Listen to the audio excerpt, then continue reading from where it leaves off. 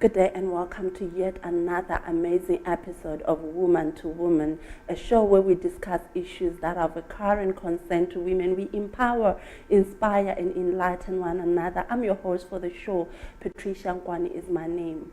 One man once said, though pain is inevitable, struggle is optional. We choose whether to fall and get up or to fall and lie down. And today on studio, we're talking women in poetry. And I'm joined by an amazing young woman who managed to actually channel whatever that was intended to harm or to kill her spirit to building herself up. Viewers at home, help me welcome Rebaone Motsumi. Thank you. Hello, Rebaone. How are you? I'm good. How are you? I'm good, and it's a nice weather outside. It is. I'm great. Rebaone, we're talking women in poetry today, and I just want you to just briefly introduce yourself and what you do. I am Rebaone Motsumi. Soetic is my stage name. So when I am performing, they call Soetic to the stage. Yeah, it's actually, I just coined the name. So from song, ethic from poetic. And yeah. So I ended up with Soetic rather. I am an author with one published book, Letters to My Beaux, and I'm currently working on another one called Dynamics. Awesome. Yeah. Awesome. Okay, Rebaone, I understand you've been into poetry, professionally into poetry for 6 years now. Yes. Can you just take us through the journey?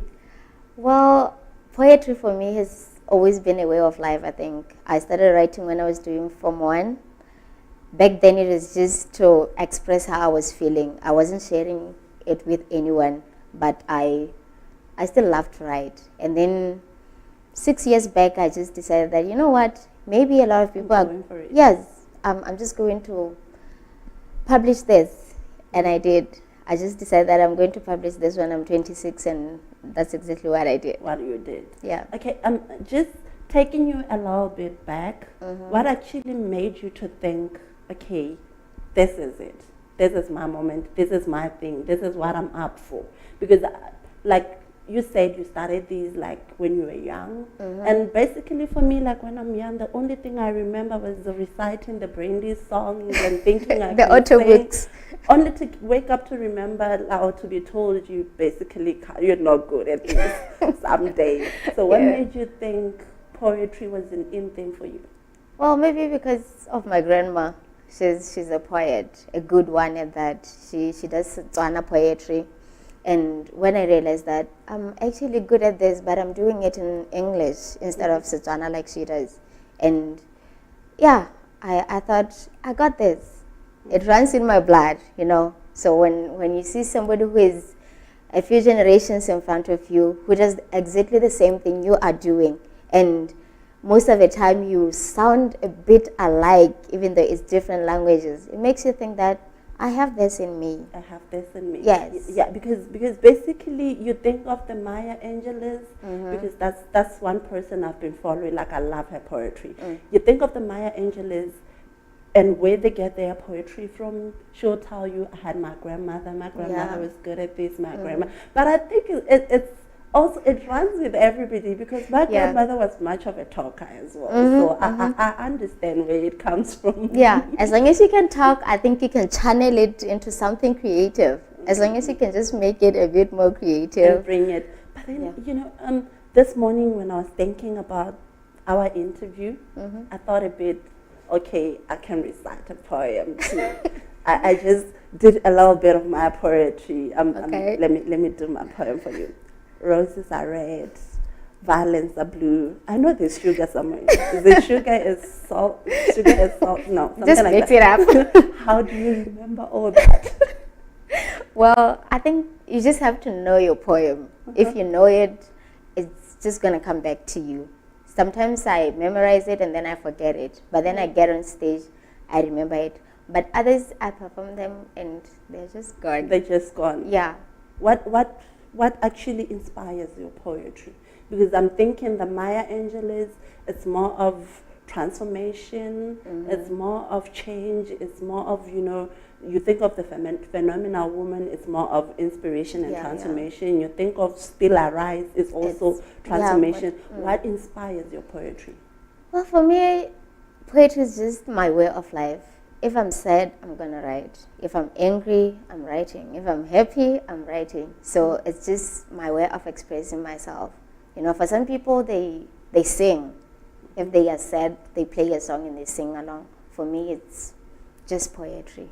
So I wouldn't say I write to inspire. Yes, my poems have inspired people before, but my intention wasn't necessarily to inspire. It was just to share what I am going through at that particular moment. Yeah, I'm meant to understand you authored a book, Letters to My Beau. Did I pronounce that right? Yes, you did. Good. Letters to My Beau. Letters to my beau. What's a beau? A beau is like beloved. Okay. Yeah, so it's letters to my To beloved. my beloved.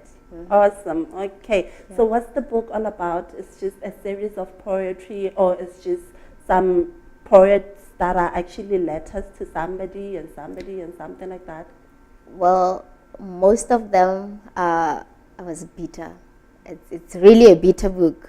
Oh. Because when I started writing it, that is 2013. That is when I started writing the poems, and I had just got dumped, and I felt like, you know what, I cannot do this anymore. I cannot keep this in here. Okay, Rebaone, I understand you authored a book, Letters to My Beau. Letters to My Beau. Did I pronounce that right? You did. Okay. What's a beau? A beau is beloved. So When was this book published? it was published in 2016. Okay, okay. So tell me, beau. Tell me it's not English. Please tell me it's not English. It's not. It's French. It's French. Yes. Okay, so what's the book all about? The book is a poetry anthology. It's just a collection of poems, bitter poems mostly, because I had just broken up with my boyfriend, my then boyfriend, and actually he didn't tell me that we had broken up. I realized that he was getting married some time later, so I just became this angry person, and I just the anger just flowed out into writing, and so it's a bitter book really, but yeah. Okay, a bitter book. So you poured all your bitterness Yeah. in a book, your anger at that moment Yeah. in a book. So would you say that was kind of a therapy for you or something? It was therapy for me. I think for some people they sing or dance or box, whatever it is that they want to do. But for me, writing is therapy. So I use that as it was therapeutic for me. So I wrote and I felt better afterwards. Not all the way good, but to some extent. Awesome. Yeah. Okay, my viewers at home, we're going to go for a short break. I'm here with Rebaone Motsumi, and we're talking women and poetry. And she just mentioned some good things, her book, Letters to My Beaux, and she talked about all her stories of bitterness and channeling every other thing and using that as a therapy to actually heal herself. And after the break, we're actually going to go into details to figure out what the story is all about. Stay tuned. Don't go anywhere. We'll be right back.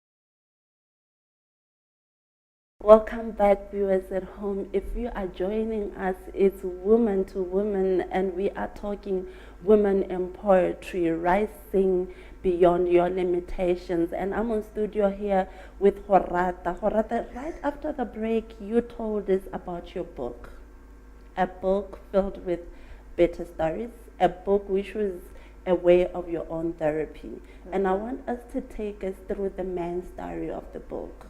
Mm-hmm. I think if you read the blurb,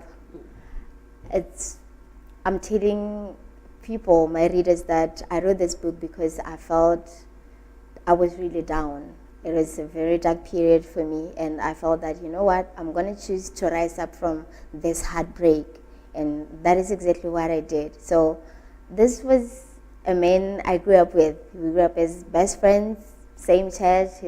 His father was my pastor, and I think everybody we grew up with the understanding that these two are just going to end up together. Yeah, so it was destined for each other. Exactly. So it was that. And then 2013, everything unraveled. So we broke up. I didn't know we had actually broken up at the time until I heard that he was getting married. So that's a bomb. Yes, it was. It was a bomb to be dropped on somebody like that. But then he didn't tell me that we were breaking up. I heard that he was getting married. I was in total denial for some time. Okay, what really happened? Like, were you in an argument? Was it something going on, or what really happened? Honestly, I don't know. Even now, I don't know. Because I tried asking what really happened, and he said that he felt like I just wasn't the one for him anymore. So okay. I don't think there was an argument or anything. Maybe he just fell out of love. Okay. Yeah. So when you heard that he was getting married, where were you by then? Like, were you still staying in the same village? Mm-hmm. We were both living in Molepolole at the time. And I actually went to his house to ask what is going on. And he said, well, we cannot talk about it right now, but we will talk about it some other time. Mm-hmm. Until I heard that he was actually getting married. Yeah. So okay. After that, that is when I followed up. Like, what is happening? Mm-hmm. I thought we were going to end up together. And even if me and you were meant to be. Yes, you grew up knowing that I and this person are meant to be. Like, definitely you have planned the wedding. We had names for our kids and all that. And then suddenly it's just over. So it was a period of denial for some time. And then I just became this angry, bitter person. There was actually a time when I was very depressed. So depressed that my head teacher, my teacher, the principal was worried. Like, what is happening to Reba now? Yeah, but I had to rise up from that. Okay. It is often said, hurting people hurt others. Mm-hmm. So actually, I want to get through to your story, because basically when we talked about your story before the shoot, you told me this was your pastor's son, and you were actually going to the same church, and you were actually, when everything happened, you became this angry, bitter woman. But would you say in a way that affected any other relationship that you had, maybe even your relationship with church, your relationship with religion and everything? It did. I was angry at God to start with. I felt like he had let me down. I felt like I have been faithful for this long, and I had made plans with this man, and suddenly nothing. I thought if somebody was faithful to you, then you had to meet that person. You to bless, yes. So I felt like I was being cheated out of something very good.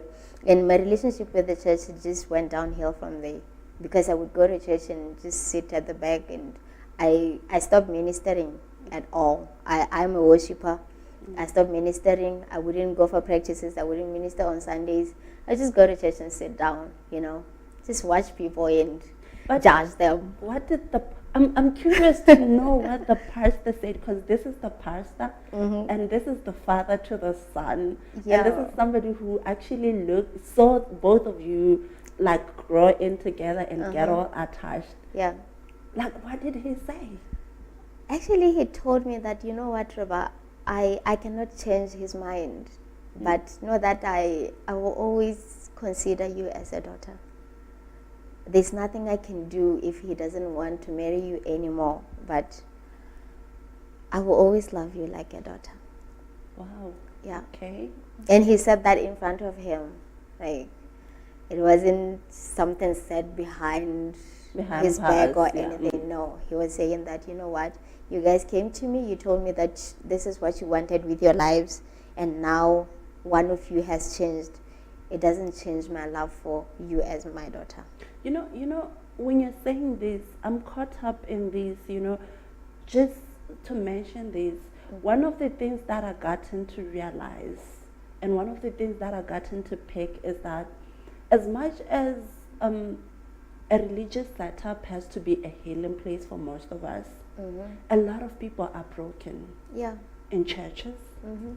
And, we hide behind the worship, we hide behind the ushering, we hide behind the pulpit.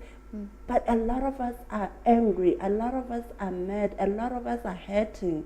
And the sad part is a lot of us are even mad at God. Yes, and we just hide behind this facade of perfection. We have put ourselves on a pedestal. We project this image of perfection to the world, while in fact we are far from perfect.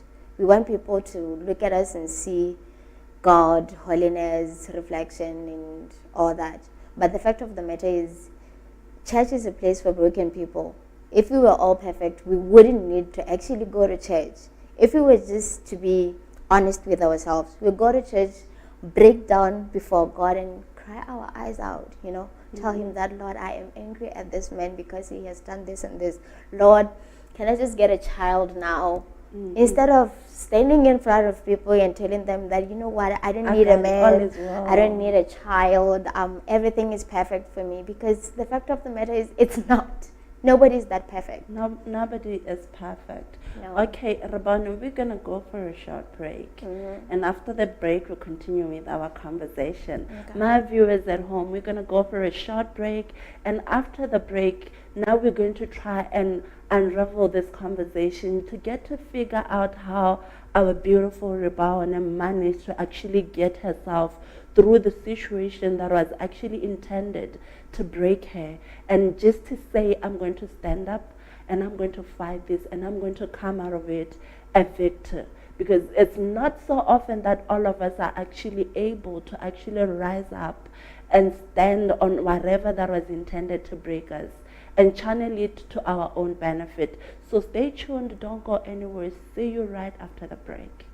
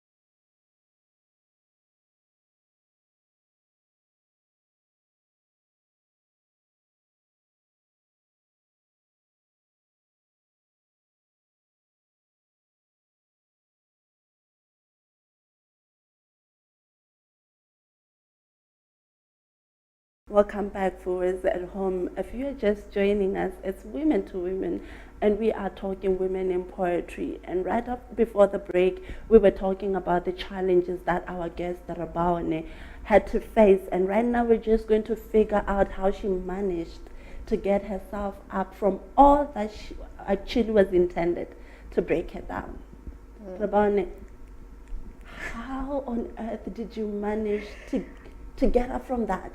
You know, Because basically, if I was in your shoe, firstly, I wouldn't be going to church. I'll still be broken. I'll still be angry at men. Because I'm not saying this just in representation of myself. Because basically, out there in our community, we have young women who are so mad at men. Yes, we have young women who are so mad at their community. Young women who are so mad at everybody else. Well, there's the saying that when you are really down, the only way you can go is up. And that is where I found myself. And like I said, I was bitter. I was angry. You know, that place where you are in, you see somebody and you get mad all over again. I was in that place. And just this one day, it was a Wednesday, I just decided that, you know what, when I knock off, I'm going over to that place because we lived in the same village. Yeah, so I went over to the house. I knocked.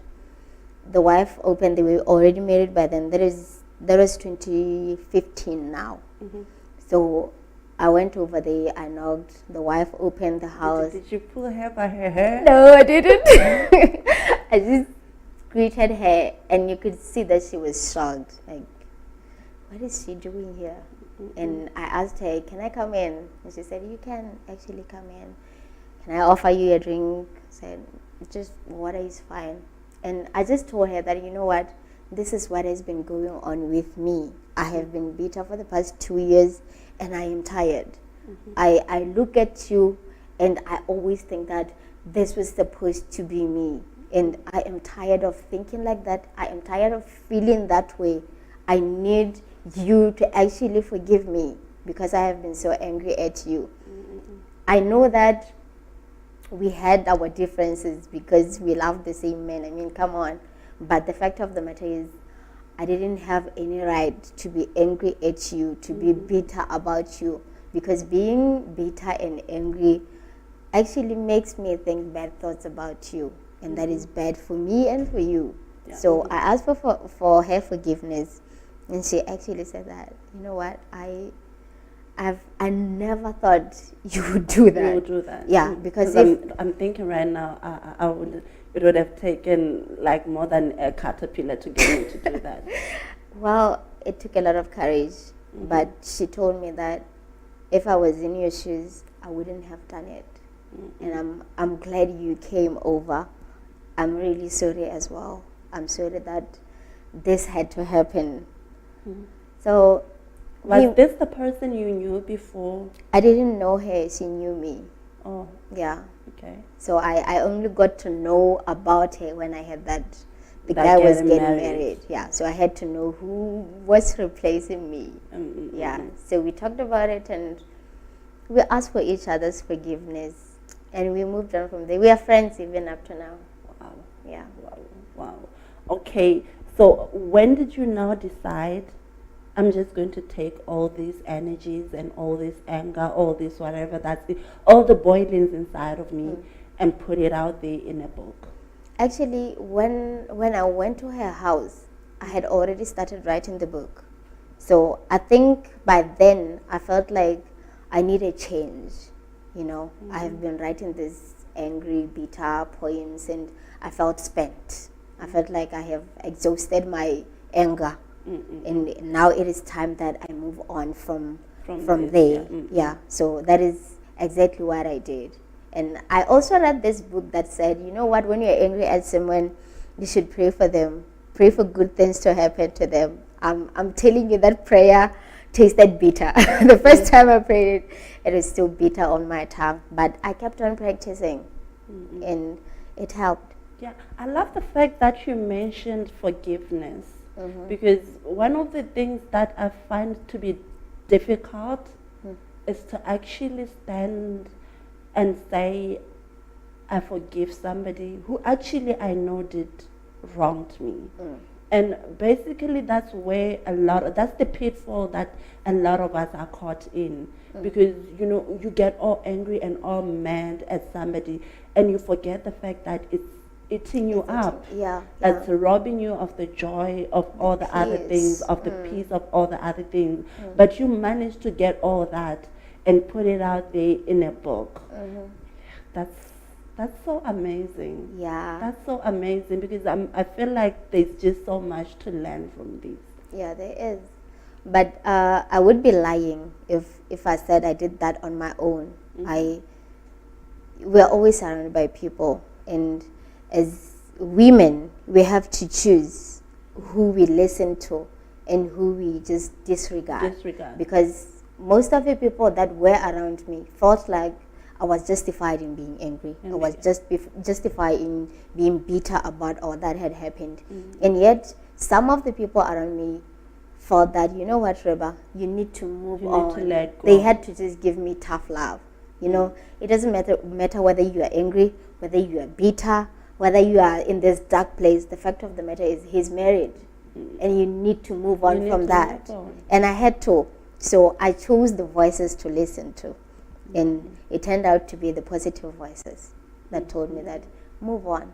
Do what you love, and that is poetry. Yeah, because basically I'm thinking when you are down there and it's all painful, basically automatically your mindset chooses those that validate your pain. Yes. Say it's fine, you're doing right, get mad at him, don't never talk to him. Never. But you basically chose something that was to elevate you out of it. That's good. But then if I may ask, out of all that, sad story, did we see Rebaone now getting up and waking up and saying, this whole industry of dating, I'm going out to try it again? Well, for now, no, not yet. But is it something that you intend to try? Yes. This year I've just decided that, you know what, 2018 is my year. I'm just going to put myself out there. I'm going to take a risk with my heart again. And if I be hurt, then so be it. If I don't be hurt, praise the Lord. So, gentlemen, if you are watching, this is a lady that's out there, and she's waiting for people like you to approach her. We're just going to go at the end of our show, and I just want to thank you, Rebaone, for the amazing conversation we had. And to wrap up our show, from me to you, woman to woman, I want to say this to you. People may rate you, break you, hurt you, rate you out, cancel you out from all the other books of history and future. But how you get up from that, how you stand up and redefine you is what defines you. We are not at all defined by how many times we have fallen, but we are each defined by the ability to stand up and try again when we have fallen. There is just so much out there in the world for us to do. All we have to do is to learn to channel whatever that the world intended us to break us with, to actually get up and become something. We are all pieces of a puzzle, and we are all called for a certain purpose in the world. And your purpose can only be done and fulfilled by you. So don't let pain, don't let whatever challenges you face derail you from doing or giving the best of you out to the world. You are an unstoppable figure, and go be unstoppable. And thank you so much for watching Woman to Woman. See you again on the next episode of Woman to Woman. Don't forget to like our page and to send us your messages at Maru TV on Facebook, Twitter. We are at Maru TV and Maru TV BW. Follow us, send your messages, and remember to hashtag Woman to Woman. We love you, and bye-bye.